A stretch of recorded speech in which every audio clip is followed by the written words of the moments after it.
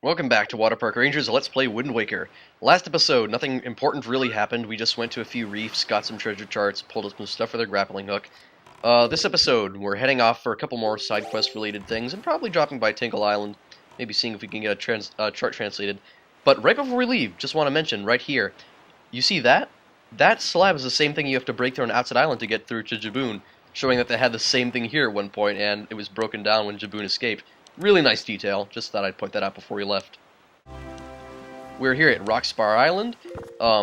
Rockspar? No, Rockspire. Gee, I have a hard time saying anything with ire in it. Iron boots. I call it iron boots. I guess it's just my southern side coming out. Anyway, I'm pretty sure we've been here before. Yeah, I think we went through this cave before. We went through the cave on the island. I know we went onto the sea platforms before. We've definitely been in this quadrant. It's just, until recently, we weren't able to pull up the treasure that was hidden underneath the quadrant. I really hope it's worth our while, because there were some good things in this quadrant. Here's a piece of heart from that cannon boat. Nice! Oh, awesome! We get heart number, can't count, 18! Okay, amazing. We just need to find 8 more heart pieces, and then we'll have every single heart. Oh, by the way, I heard that for Skyward Sword, they're bringing back the 4 heart piece system, which hasn't been around since Minish Cap, actually.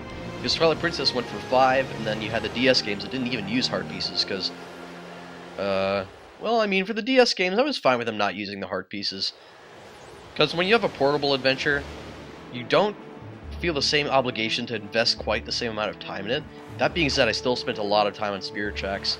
Spirit Tracks is a great game. It's like a must-own for DS. It's too bad that my touchscreen is completely broken.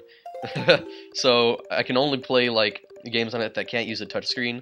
And if they have the touchscreen, then I have to be very careful about it. Like Pokemon Black and White, Chrono Trigger, so basically just RPGs and stuff. It's really bad. I can't even reconfigure it. I've tried everything with the recalibrating thing. It's like my screen is permanently screwed up. But enough about my personal problems. We should talk about what's going on in the game. Alright, opening yet another treasure chest. What a surprise! I hope it's a piece of heart. 200 rupees. I don't know. I remember I used to literally get out of my seat, like, get off the floor and just jump for joy when I found 200 rupees. Because that used to be such a rare thing for me as a kid, but once you, like, really know how to use, how to go after the treasure charts and just pull up the treasures, you get used to 200 rupees. They're like pocket change. Once you can carry them around, like, even after the end of the Forbidden Woods, usually I'm just finding too many orange rupees and silver rupees to, like, fit in my wallet. So I don't see why people complain where they're like, oh, you need to pay Tingle so much. It's not hard to get this money. It's really not. Just pick up some maps on the way, and then just go after them. And also, there's a place that we haven't been to yet, where you can get a lot of rupees consistently every time. And, of course, redeads are also a good source of rupees, in case you're running low. Grappling hook on redeads. Not that it's good for stunning them. It doesn't work. I don't think it stuns them at all. But at least it gets you rupees, which is very nice. Not sure if you can do the same thing to Floor Masters, because I know Floor Masters sometimes tend to drop red rupees when they're defeated. I know it happened to me once in the Earth Temple. I think I recorded that. Alright, thank you, Tingle. We have more charts translated, so we could think about going after some of them soon. You see that the Triforce mark, where the shard is hidden, also appears on the chart. So that's just really, really useful. It's a really well-designed chart. Now, I'd like to get back to the Triforce quest as much as you do, but we do have some things in the area to take care of. I know that one thing that I've really been putting off is the trading quest. I figure that we might as well get out of the way now, you know, because it's not going to go anywhere. I'd rather not just have to do trading like before Ganon's Tower. That just feels so anticlimactic. I want to get like a lot of the insignificant stuff out of the way, so we're going to be sailing toward Mother and Child Isles right over there, so I'm going to cut ahead to that right now. Okay, there is a specific pattern for the goods that you have to get from the salesman.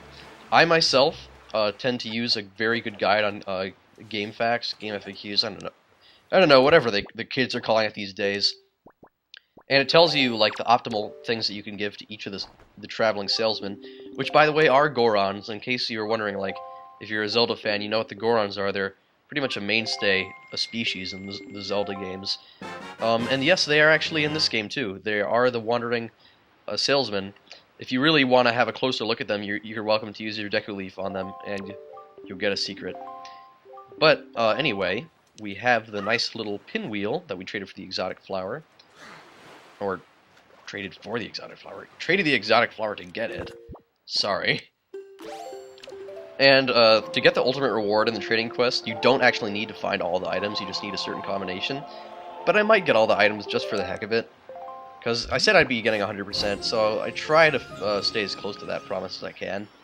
Except with Tingle stuff, but of course, I made that very clear long ago, not talking about it again and again, like the not getting all the blue ghosts and golden mice in Luigi's Mansion. I wonder how many times I mentioned that in that LP. Maybe I should listen to some of my old stuff again.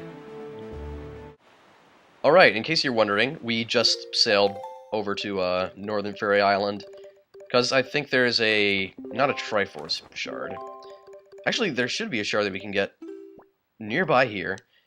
There could also be something to get in this very quadrant, though, is the thing. I've been looking at my self-written optimal time guide for Wind Waker, basically, that I have in a Word document. I'm so proud of that. It's like the first time I've ever really tried, besides that Let's Play for Harry Potter and the Chamber of Secrets that I did, to really try and keep track of what I'm doing in the game, like, which is in a written format. Alright, well, the island is shaped like a heart, so come on, heart piece, heart piece, heart piece. Silver rupee. These aren't even useful anymore. There's like nothing to buy. We pretty much have almost all the charts translated, or half, and that's just fine. Although I should mention that some of the items you do have to trade for do tend to get a little bit pricey, but with all the 200 rupees we're picking up, it's going to be just pocket change to us as usual. Now, I know that we can actually get one of the Triforce Shards now that we have one of those charts translated, so let's keep heading in this direction towards Gale Isle. Could I head to it right now? Gale Isle, this is where we went into the Wind Temple. And, yeah, it turns out there's also a Triforce Shard hidden under the ocean here. So it's a pretty significant little quadrant. I've noticed that on the sea chart, there are specific, on your, like, actual complete ocean map, there are some islands that are visible from the map without even zooming in. Those are the ones that tend to have more relevance to the main quest. However, that doesn't include, the islands that hide the Triforce Charts, usually. There are exceptions. It's really, really picky. And I don't feel like talking about those exact requirements right now. Anyway, see, there's our Triforce Shard lodged right in there. We need to find all the pieces, and they'll form together to form the Triforce of Courage, which is, of course, the only key to going back to Hyrule. Alright, so for now we're going to be warping back to the Forest Haven for reasons that I will explain in the next episode. So, I guess I'll see you then, because this load time usually tends to be just long enough for me to cut things off right here.